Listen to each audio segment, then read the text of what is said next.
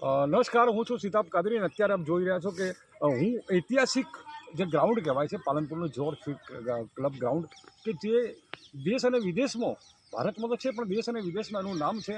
અને જે તે વખતે અહીંયા જૂના ક્રિકેટરો જે બી હતા એ તમામે તમામ આ વિકેટ પર રમતા હતા. અને 1983ના વર્લ્ડ કપ જીત્યા પછીની જે ટીમ હતી આપણી, એ તમામે તમામ ટીમ અહીંયા આ જ મેદાન પર રમી હતી.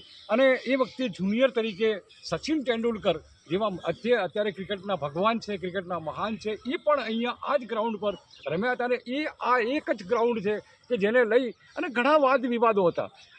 ગુજરાત ક્રિકેટ એસોસિએશન તરફથી અહીંયા વહીવટદાર મૂકવામાં આવ્યા હતા. અને કહેવાનો મતલબ કે સુષુપ્ત હાલતમાં હતી ને દિલીપસિંહ હડિયોલ અને એમની ટીમ દ્વારા ફરીથી ઊભું કર્યું અને ઉગતી પ્રતિભાઓને ફરીથી એક મોકો આપ્યો.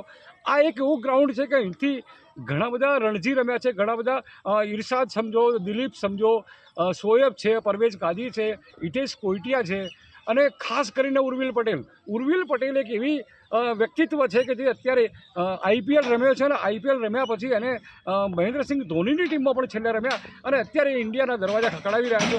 આ એક એવું ગ્રાઉન્ડ છે કે અહીંથી અનેક ઉગતી પ્રતિભાઓ આજે દેશના અંદર ખખડાવી રહ્યા છે, ડંકો વગાડી રહ્યા છે.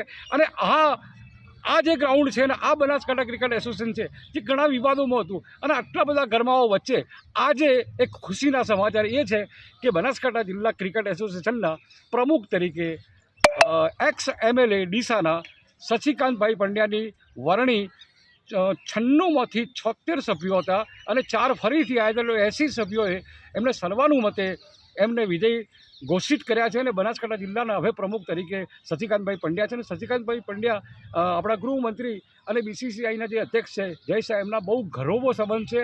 અને એનો સીધો જ ફાયદો બનાસકાંઠા આ ક્રિકેટના ગ્રાઉન્ડને મળશે. અને એક નવી પ્રતિભાઓને નવી એંગલથી અહીંયા રણજી રમાય ને બીજી અન્ય મેચો રમાય, એ રીતના આપણે જે સપના જોતા હતા, હવે એવું લાગે છે કે આ સપના પૂરા થશે. Sitab Qadri, voice of India news, Palanpur.